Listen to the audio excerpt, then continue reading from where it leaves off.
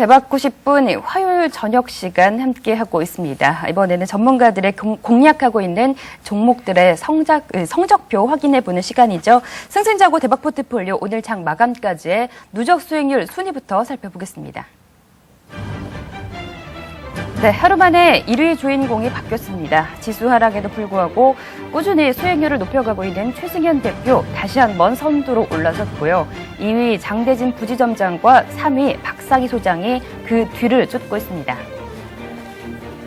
네, 이어지는 종목별 순위에서는 타이거 황윤석 대표의 독주가 계속되고 있네요. 1위 인피니트 헬스케어 여전히 30%가 넘는 수익 보여주고 있고요.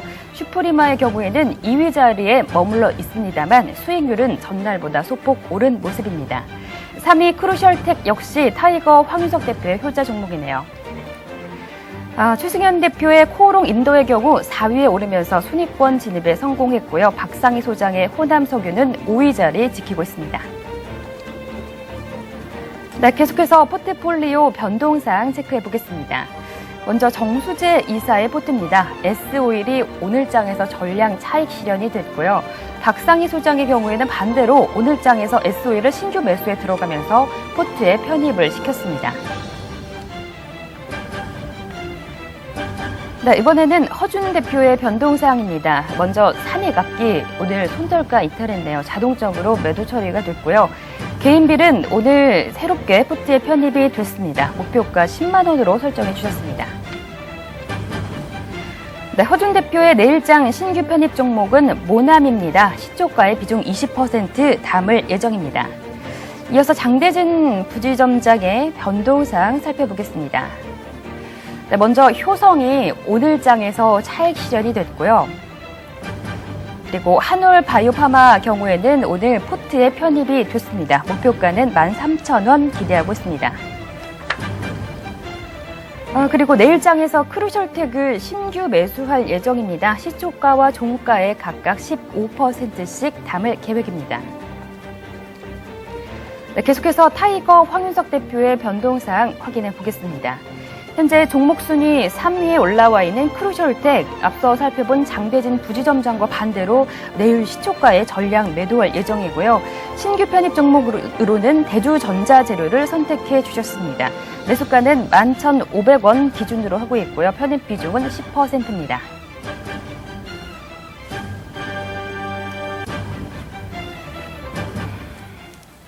네, 이번에는 제 옆에 계신 두 분의 포트 자세하게 차례대로 체크해 보도록 하겠습니다. 먼저 김홍준 전문가의 포트폴리오 현황을 살펴볼 텐데요. 김홍준 전문가께서는 지금 한 3주 정도 포트를 운영하고 계신데 모린스 한 종목에 대해서만 매도를 좀 반복하고 계시거든요. 뭐 특별한 포트 전략상 이유가 있을까요? 그러니까 제가 처음부터 말씀드렸던 게 이 종목은 연말까지 매매를 안 한다고 말씀드렸던 거고요. 그리고 이제 전반적으로 시장 상황들이 아직까지는 제가 봤을 때는 불확실성이 좀 남아가지고 사실 그동안은 이제 신규 편입을 좀 안 했고 오늘 이제 처음 신규 편입을 합니다. 근데 이제 그 모린스에 대해서는 뭐 이제 그 여러 가지 좀 얘기들이 좀 있으셨던 걸로 알고 있는데요.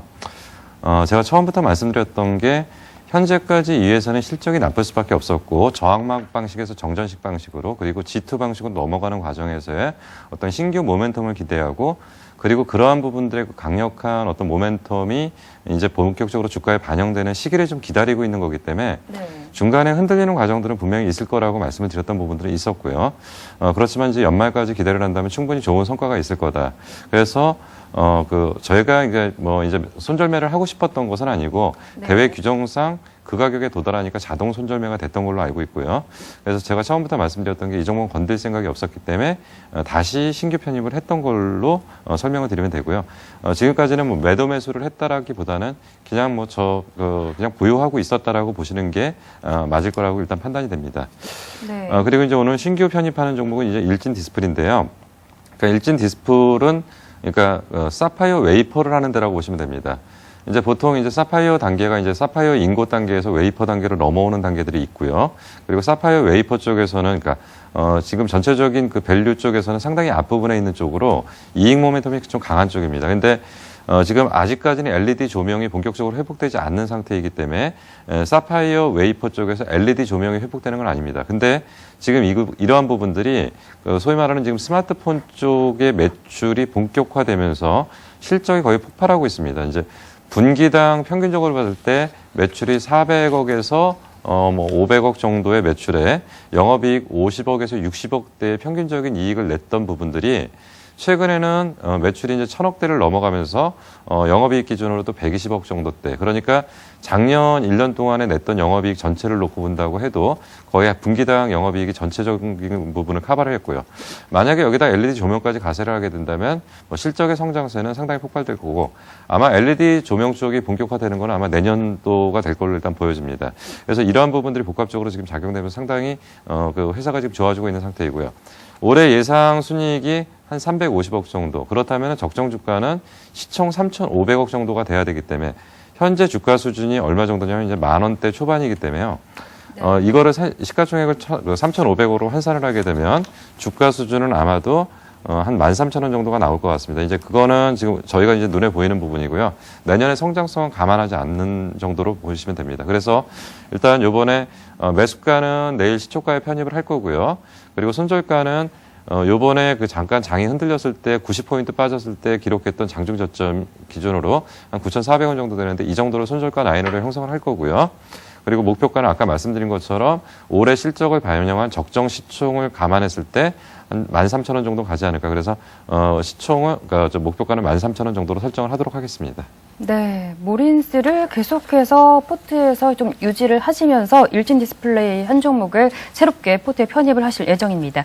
그런데 모린스 얘기 조금 더 나눠볼게요. 추천하시고 그때 바로 다음날 하한가를 좀 맞았거든요. 예. 굉장히 좀 많은 분들이 그래서 걱정도 많으셨고 좀 충격도 많으신 것 같습니다. 거기에 대해서 좀 한마디 해주셔야 될 것 같아요. 그러니까 악성 루머들이 좀 돌았던 것 같아요. 어떤 악성 루머가 일단은 있나요? 지금 이제 모린스의 매출 기대는 조금 이제 제가 이제 구체적인 회사를 말씀드리기는 어렵고요. 네. S사하고의 매출 계약 가능성이 지금 상당히 높은 상태입니다.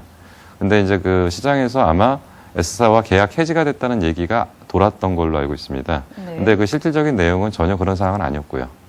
네, 그냥 루머 때문에 하한가까지 좀 예. 떨어졌었다라는 말씀이시고 계속해서 지금 목표가 13,000원 가능한 상황인가요? 그렇고 이제 어차피 이번에 3, 4분기 실적도 이제 굉장히 부정적으로 발표됐는데 그거는 네. 이제 이들이 이제 그 G2 방식의 공장을 양산 체제로 준비를 하고 이제 그 수주가 좀 지연되다 보니까 공장에 한 1년 정도 놀았습니다. 네. 그러다 보니까 당연히 실적은 나빴던 거고 제가 생각할 때는 곧 조만간 강한 모멘텀이 나올 걸로 판단이 되기 때문에 목표가 13,000원도 사실은 저도 그러니까 개인적으로는 조금 더 위로 보고 있습니다.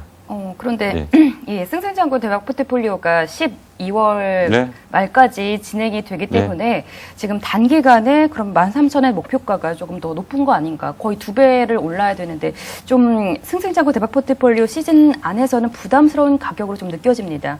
네, 어떻게 생각하시나요? 그거는 그때 가서 끝날 때 한번 얘기하시죠. 네, 12월 말까지 예. 2배 가능하다 이런 말씀이신 거예요. 그러니까 뭐 그거를 제가 뭐 단정적으로 말씀드릴 수는 없으니까 그때 그때 끝날 때 얘기를 한번 하시는 게 나을 것 같습니다. 예. 네, 아직까지 좀 시간이 있으니까요. 좀 지켜보도록 하겠고요. 모린스 계속해서 보유하시면서 일진 디스플레이 내일 또 목표가 한 13,000원 설정해서 일진 디스플레이에도 신규 편입 예정이 있습니다. 계속해서 최승현 대표 포트 확인해 보도록 하겠습니다. 최승현 대표님은 뭐 지난 1차 대회 때 우승자이신데 또 어느새 2차 대회에서도 1위로 올라서셨어요. 예. 네, 뭐 비결이 뭘까요?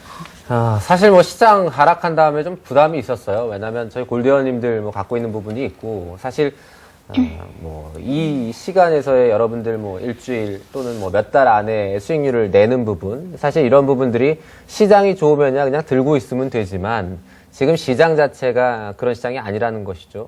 그렇다 보니까 좀 빠르게 좀 움직일 필요도 있고, 그 다음에 뭐 들고 가는 종목은 들고 가는 과정 안에서의 큰 수익을 이렇게 병행해야 되는 부분이 있는데요. 그래서 우리도 계속 똑같은 형태를 취하고 있는 상태입니다. 우리가 8월 달에 처음 시작했죠. 네. 8월 달에 사실 시장 급락하면서 손절 못하면서 이미 마이너스 15% 20%가 그냥 나버렸고요. 네. 그걸 전부 만회하고 나서 또 지금 20%를 넘게 낸 거란 말이에요.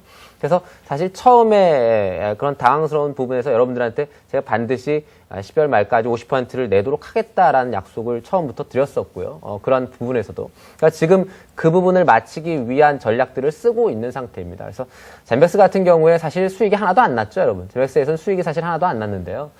제가 이 종목을 30-40%를 계속적으로 갖고 가는 이유는 이 종목 안에서의 12월 말까지 좋은 수익이 날 가능성이 상당히 높다라고 보고 있기 때문에 그래요. 만약에 안 나면 다른 걸로 만들어 드리면 되는 것이죠. 다른 부분으로 수익을 만들어내면 되는 것이고요. 그래서 종목은 그대로 보유하면서 웬만하면 보유하면서 다른 것들로 수익을 만들어 드리고 있는 상태고요. 그래서 일단 젠백스는 뭐 특별히 변한 게 없습니다, 여러분. 지금 뭐 기술 이전 관련돼서 뭐 얘기 나오고 있는데 제가 기술 이전 뭐 이 부분이 당장 뭐 중요할 수는 있어도 결국엔 내년까지 여러분들 길게 보시라고 말씀드렸죠. 지금 당장 뭐 대박고 싶은 이 부분에서 뭐 이 포트폴리오 이 12월 말까지 설사 이 종목에 좋은 수익이 나지 않는다 하더라도요. 내년에까지도 계속적으로 유지하시되 다른 걸로 돈 벌어 놓으시라는 얘기예요. 그래야 기다릴 수 있으니까요. 그런 부분들 말씀드리겠고요. 그래서 일단 뭐 젠백스는 뭐 기술적으로 크게 논할 부분이 별로 없어요. 간단하게 설명을 드리면 추세 안에서의 조정을 받고 있는 상태이고요. 이 조정 안에서 거래량이 예를 들면 내려오면 거래량이 상당히 작아지고요. 올라가면 거래량이 좀 늘어나는 구조인데요. 지난번에 48,000원 넘겨서 고가 갈 때 제가 여러분들은 좀 줄이라고 말씀드렸죠. 5만 원 근접하면 그죠? 줄이라고 말씀드렸었고 내려오면 추가하고 하면서 일정한 부분은 계속 가져가라고 말씀을 드렸어요. 그래서 우리 포트폴리오에서는 계속 40%를 유지할 생각이고요. 사실 지금 이 종목에서 수익 난 게 전혀 없어요. 그렇죠? 네. 그다음에 우리가 셀트리온이죠. 셀트리온 같은 경우도 여러분들에게 단기 수익 주겠다 이렇게 말씀드렸어요. 길게 안 봅니다. 짧게 보겠습니다. 그랬죠. 그래서 우리가 37,000원대에 진입이 되면서 사실 한번 급락 장중에 했다가 다시 올라왔죠. 장중에 했다 올라오면서 결국엔 4만원, 41,000원 정도에 한번 매도 신호를 드리려고 했었는데 어제 변동성이 심해지면서 그럼 오늘 한 39,000원 정도까지만 일단 이익을 실현하자 이렇게 판단을 해서 방송에는 39,000원의 매도 가격을 드렸고요. 여러분들 아침에 잘 볼 수 있었기 때문에 아침에 39,000원 이미 넘게 시작해서 어제도 그렇고 오늘도 그렇고 뭐 4만원, 41,000원을 계속적으로 줬기 때문에 여러분들 나름대로 좋은 수익 거뒀을 거라고 생각하고 있습니다. 다만 이 종목 같은 경우에 조금 설명을 드릴 텐데요. 네. 사실 더 내려올 수도 있어요. 더 내려올 수도 있는데 12월 정도까지는 재차 이 부분 4만원에서 3,000원에서 5,000원 부분까지 한번 올라올 가능성이 높습니다. 그러니까 35,000원에서 뭐 37,000원에서 매수, 그 다음에 42,000원, 45,000원에서 매도. 이러한 큰 박스를 설정하시고요. 조금 더 좁은 박스는 37,000원에서 41,000원의 좁은 박스. 이렇게 거래하시면 단기적으로 계속 수익을 낼 수 있는 구조라고 생각을 하고 있어요. 네. 그 다음에 코오롱 인더 보면 되겠죠? 코롱 인더 볼 텐데요. 사실 오늘 보니까 코롱 인더 기사가 나온 것 같더라고요. 사실 저희는 어제 이미 이 매수를 드렸기 때문에 기사 나올지 안 나올지 모르죠. 네. 그런데 오늘 동양종금에서 뭐 기사 낸 거 보니까 소송 관련된 아라미드와 관련돼 있는 소송 부분은 어느 정도 반영이 됐고 너무 저평가돼 있다. 그건 사실 전문가들이 다 알고 있는 사실이에요. 너무 저평가돼 있는 것은. 그런데 그 소송과 관련돼 있는 금액이 이미 100% 설정을 했을 때 적정 주가가 한 7만 원 정도 돼요.